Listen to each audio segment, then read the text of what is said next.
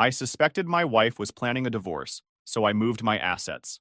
2 weeks later, she filed and claimed it was all a joke when her plan backfired. Hey everyone, before we jump into today's video, I need your help.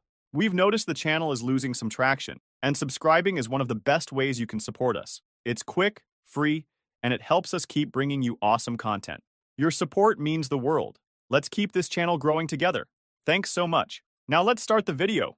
Hey folks, I've been scrolling through posts here for a while, always thinking I'd never have my own story to share. But life has a way of surprising you, and I've been carrying this around for months. I need to let it out. Let me just say up front, I've never been the type to jump to conclusions or assume the word. My wife, let's just call her M, and I have been together for 6 years, married for things were solid, or so I thought. We had the usual ups and downs, sure, but nothing that made me think, oh, there's trouble here. In fact, for most of our relationship, we were that couple, teammates through and through. We laughed at dumb inside jokes, debated over which movie to watch for hours, and had this rhythm that just worked. She'd plan elaborate date nights, and I'd surprise her with her favorite takeout after a long day. It felt effortless, like we'd figured out this whole love thing. That's why what happened next hit me like a ton of bricks. Then, about 6 months ago, things started to shift. At first, it was little things, stuff you'd probably miss if you weren't paying attention. She started taking her phone everywhere, like, even if she was just going to the kitchen or folding laundry. I mean, before this, her phone would just sit on the coffee table for hours, and she didn't care who picked it up. I made a joke one day saying, "What, are you running some secret spy ring now?" She laughed it off and said, "No, work's been emailing me a lot." Okay, fine.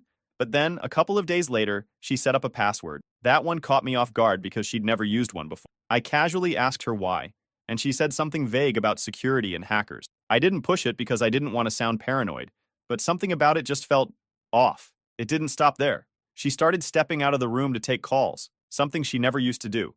It wasn't subtle either. Her phone would ring, and she'd be like, "Oh, let me just grab this real quick," and disappear into the bedroom or out onto the porch. If I asked who it was, she'd just say, "Just a friend from work." Then there was this habit she picked up of keeping her phone face down on the table. I didn't even realize it was a thing, until one day I reached over to hand her something, and she quickly moved her phone out of the way. It was one of those blink and you'll miss it moments, but it stuck with me. It wasn't just the phone stuff, though. She started feeling distant. Conversations that used to flow naturally now felt like I was pulling teeth. If I brought up future plans, like, where should we go for our anniversary? Or, do you think we should start saving for a new car? She'd just nod and say, "Yeah, we'll see," before changing the subject. The day it all really clicked for me was this one random Wednesday. She told me she was meeting a friend for coffee after work. It didn't sound weird. She does that sometimes. I happened to be running errands in the same area, and I thought, hey, why not surprise her? It'll be cute. When I got there, though, she wasn't with her friend. She was outside the cafe, pacing back and forth with her phone pressed to her ear. I stayed in my car because something about the way she was talking felt serious. I didn't mean to eavesdrop, but I caught snippets like, "It's almost ready," and "starting fresh soon." My stomach dropped. I couldn't figure out what she meant, but it didn't sound like work stuff or friend drama. It sounded bigger than that, like something she'd been planning. When she got home later, I asked her how her coffee date went, trying to keep my tone light. She gave me this whole story about her friend venting about her boyfriend's latest screw-up. She went on about how she was giving her advice and being a good listener. I nodded along, pretending to believe her, but my brain was working overtime. Was I reading too much into this? Overthinking? Or was there something deeper going on? I couldn't shake the feeling that something was wrong. Something she wasn't telling me. Things carried on like that for a few more days. I started watching her behavior more closely, not because I wanted to catch her in something, but because I needed to make sense of what I'd seen and heard. She wasn't acting suspicious in any big, obvious way, but it was the little things that didn't sit right. And then, out of nowhere, she brought up our finances. We were having dinner one night, just a normal weekday meal.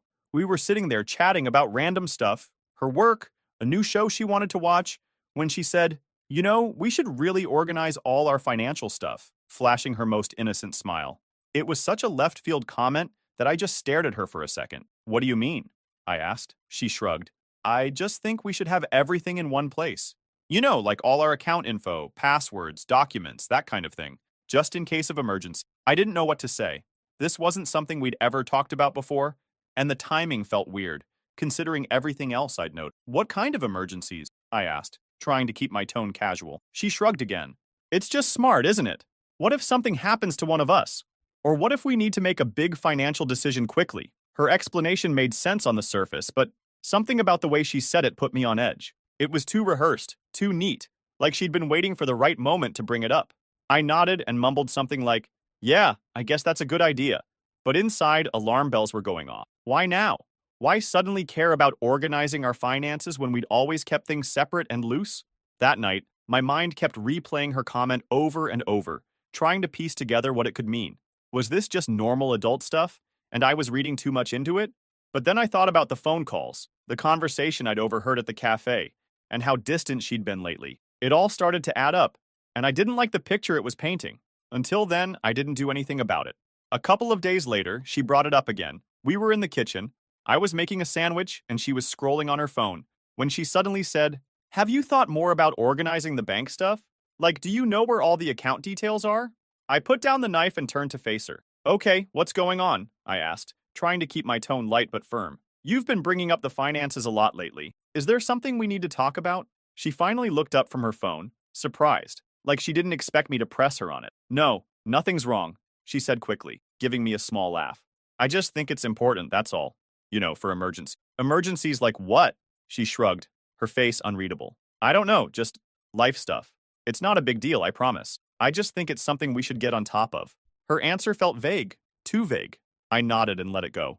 But the way she avoided giving a straight answer only made me more suspicious. It didn't feel like a casual suggestion anymore. It felt like she was hiding something, and I had no idea what it was. So the next day, while she was out at work, I decided to take a closer look at our financial situation. I opened our joint account online and noticed something strange. A few small transfers had been made over the past month. Nothing huge, just little amounts that didn't seem to have a clear purpose. They weren't labeled for bills or groceries or anything like that.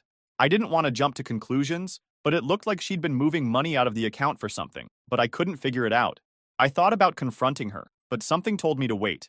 If I was wrong, I'd look like an idiot. And if I was right, well, I needed to be careful, and it was eating up on me. So I reached out to someone I trusted, an old college buddy who happens to be a lawyer.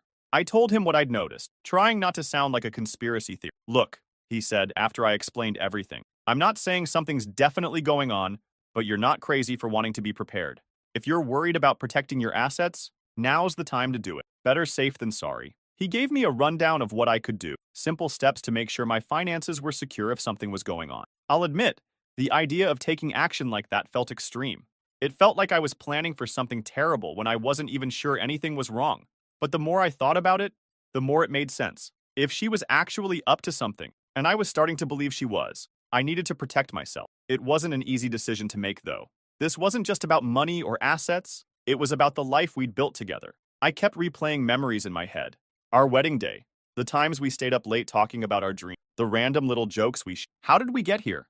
Was this really what our marriage had come to? The thought of taking these steps felt like admitting defeat, like I was officially giving up on the trust we once had. That evening, while she was out, I sat down at my desk and pulled out my laptop. My hands were shaking as I opened the browser and started going through everything: bank accounts, investment accounts, the house deed. Each document I reviewed felt like a betrayal, but the nagging voice in my head kept reminding me that this was about survival, not sabotage. I wasn't trying to hurt her. I just couldn't shake the feeling that if I didn't act now, I'd regret it later. I made a list of everything I could transfer and how to do it without raising suspicion. As I typed, I felt this crushing weight settle on my chest. I'd trusted her completely for years, and now here I was, playing defense against the person I thought would always have my back. Then I called my mom and didn't tell her everything, just enough to explain why I needed her help. "I need you to hold on to some things for me for a while. It's nothing bad, just something I need to do to protect myself, just in case." She was quiet for a moment, probably trying to figure out what I wasn't saying. "Are you okay?" Her voice full of concern. "Yeah," I lied. "It's just a precaution, nothing to worry about." She didn't press me, but I could hear the hesitation in her voice when she said, "Of course, sweetheart. Whatever you need." Hanging up the phone, I felt a strange mix of relief and shame. I hated involving her in this mess, but at the same time, knowing she had my back gave me some sense of stability in a situation that felt like quicksand. By the time Em got home, I'd already started the process. I transferred most of my assets, our savings, my investments, even the house, into my mom's name. I left enough in our joint account to keep up appearances, but the rest was locked down. She didn't notice a thing. She came in, kissed me on the cheek, and asked if I wanted to watch a movie. I acted normal, but inside I was a mess. Part of me felt guilty, like I was betraying her trust. But another part of me felt relieved, like I was finally taking control of a situation that had been spiraling out of my hands. Over the next few days, I kept things as normal as possible. I didn't want to tip her off that anything had changed. She seemed content, even unusually cheerful at times. But instead of putting me at ease, it made me more suspicious. If she was planning something, she was doing an expert job of hiding it. What stood out, though, is that she didn't bring up the finances again, not once. After I questioned her the last time, it was like the subject had completely vanished from her mind. At first, I thought maybe I'd overreacted and she'd dropped it because it really wasn't that important. But the more I thought about it, the more it felt like she was avoiding it, almost like she was dreading bringing it up again after I pressed her. I caught her glancing at me a few times, though. Quick little looks, like she was gauging my mood or deciding whether to say something. Every time I noticed, she'd immediately turn her attention back to whatever she was doing. Her phone, the TV, a book. It was subtle, but it was there. It felt like she was waiting for me to bring it up, like she didn't want to risk pushing the topic again. The silence about it only made me more uneasy. It wasn't like her to just drop something she thought was important, and the way she avoided it now felt deliberate. If she was testing the waters, she wasn't getting in. And if she was waiting for something, I wasn't about to give her the green light. Whatever her next move was, I knew I needed to stay one step ahead. Something was coming. I just didn't know when or how. All I could do was prepare. That night, I made sure everything was solid. I went over the paperwork again, double-checking every detail of the asset transfers to my mom. The house, the savings, the investments, everything was legally in her name now, locked in a trust that couldn't be contested. I even called her to confirm she had all the documentation on her end. 2 weeks went by, and things seemed normal? Too normal, actually. She was acting more affectionate, even initiating conversations about random stuff like work or what we should eat for dinner. It threw me off because, for months, she'd been distant, avoiding anything deeper than surface-level talk. Part of me started to wonder if I'd been overreacting all along. Maybe the weird behavior was just stress or something I couldn't understand. But then, on a random Friday night, she sat me down on the couch, turned off the TV, and said, "We need to talk." My stomach immediately dropped. I knew what was coming before she even said it. "I think we should get a divorce," she said. Her tone so calm it felt rehearsed. It wasn't angry, and it wasn't emotional. It was just cold. Like she was telling me we'd run out of milk. I stared at her, unsure how to respond. As she launched into her reasoning, she talked about needing space, wanting to figure herself out, feeling like she'd lost her identity in the marriage. Standard breakup lines that didn't actually explain anything. But then she said something that hit differently. "You know, I've made a lot of sacrifices for you over the years, and I don't think you really appreciate them. I deserve more." That last part stung. It wasn't just about her wanting out. It was about her framing this like I owed her something, that all of this was my fault, and she was just claiming what was rightfully hers. I sat there trying to process what she was saying, but a new question kept bubbling to the surface. Why now? Then she dropped a line that made everything start to click. "A friend of mine has been helping me see things more clearly," she said, not meeting my eyes. A friend. I stayed quiet, letting her talk, but my mind was racing. Who was this friend? Why were they involved in my marriage? The way she said it wasn't casual. It sounded like someone had been hyping her up, convincing her that leaving me wasn't just an option, but some kind of strategy she needed to execute. And the more she talked about how she deserved more because of her sacrifices, the more I couldn't believe what I was hearing. Sacrifices? What sacrifices? She had been happy with me, or at least that's what she always said. I'd worked hard to give her the life she wanted, and I wasn't just talking about money. When she wanted to move closer to her job, I agreed, even though it meant a longer commute for me. When she wanted to take that expensive yoga retreat last year, I made sure we budgeted for it, even skipping a vacation I'd been looking forward to so she could go. I supported her when she switched careers, twice, telling her it was okay to take the leap because I wanted her to be happy. I thought being a good husband meant putting her first whenever I could.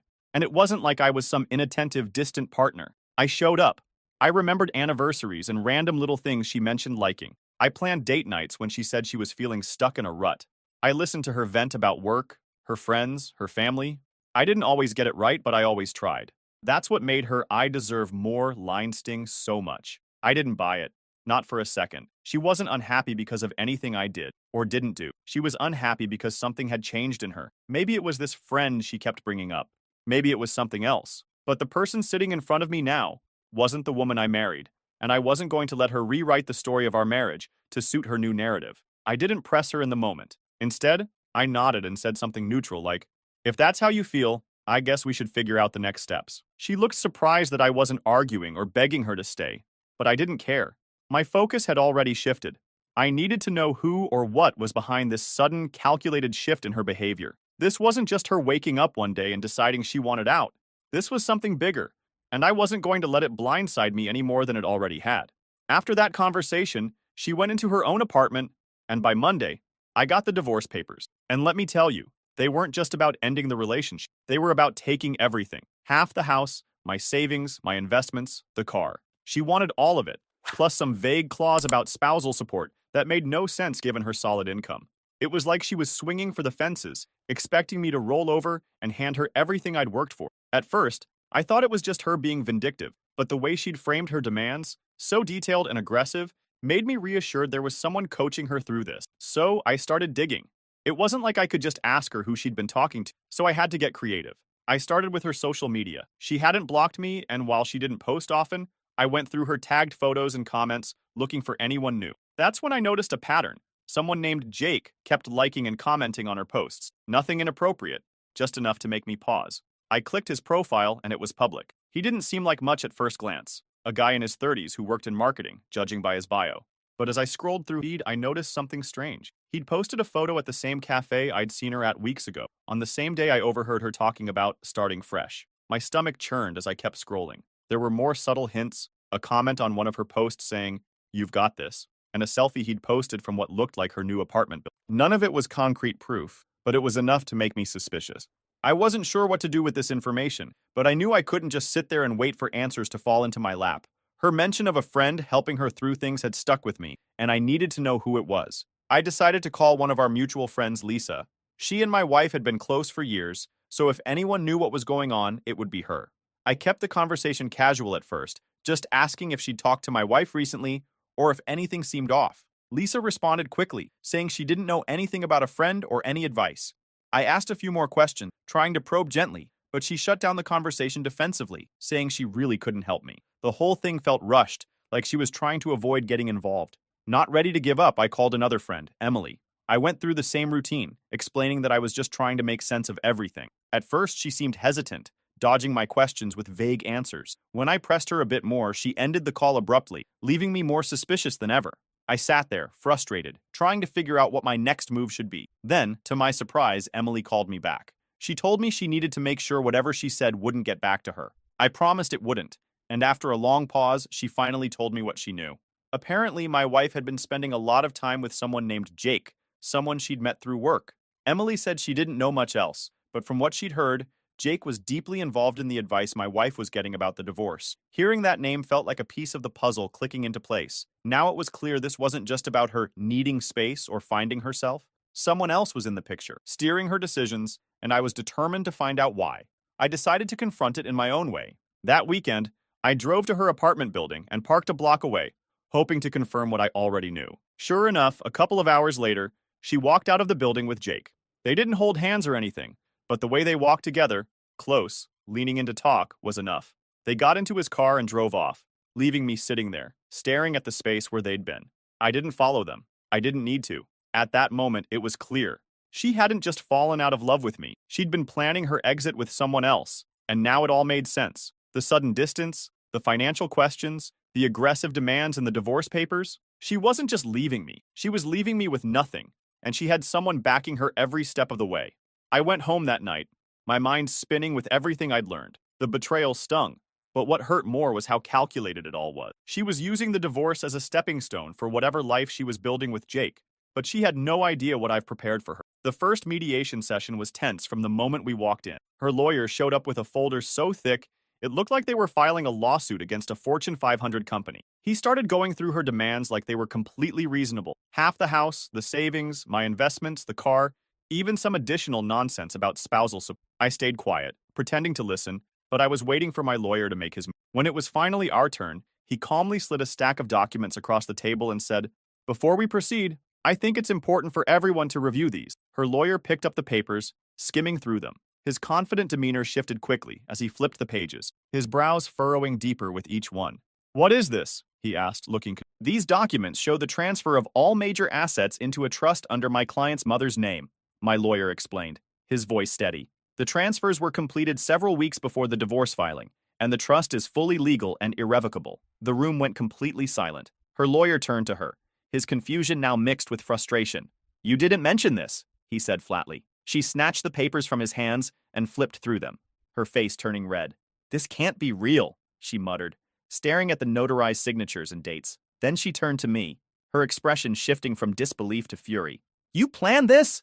she hissed, glaring at me like I'd committed some unforgivable crime. "You knew I was going to file and you set this up to screw me over." I didn't respond. I just sat there, letting her connect the dots on her own. Her lawyer, now visibly annoyed, asked my lawyer to explain further. So he did, calmly, methodically, and with every piece of proof needed to make the transfers ironclad. The dates lined up perfectly, showing I'd moved everything well before she filed. The signatures were properly notarized, and the trust was airtight. There was nothing they could do to contest it. She was livid. "You're unbelievable," she snapped, leaning forward in her chair. "I can't believe you'd do something like this to me." I still didn't say a word. What was there to say? This wasn't about me doing something to her. This was about protecting myself, because she'd made it clear she wasn't leaving quietly. The meeting ended with her lawyer muttering something about needing to reassess their approach, but it was obvious to everyone in the room that they had no moves left to make. When we walked out of the building, she pulled me aside in the hallway, her face a mix of anger and desperation. "This isn't over," she said, her voice low. "You're going to regret this." I just looked at her and said, "I already regret trusting you. That's the only regret I have." After that mediation session, things spiraled faster than I expected. She went into full meltdown mode almost immediately. It started with the calls, endless calls. At first, she sounded calm, even apologetic, leaving voicemails that started with, "I think we just need to talk," or, "I know this got messy, but we can fix it." When I didn't respond, the tone shifted. By the second day, her messages were bouncing between sobbing and screaming. One voicemail would be her crying about how she made a mistake and didn't want to lose everything we built together. The next would be an angry tirade, accusing me of being stingy and vindictive, blaming me for everything going wrong in her life. I ignored it all. My lawyer had advised me not to engage, and honestly, I didn't want to. I was done playing her games.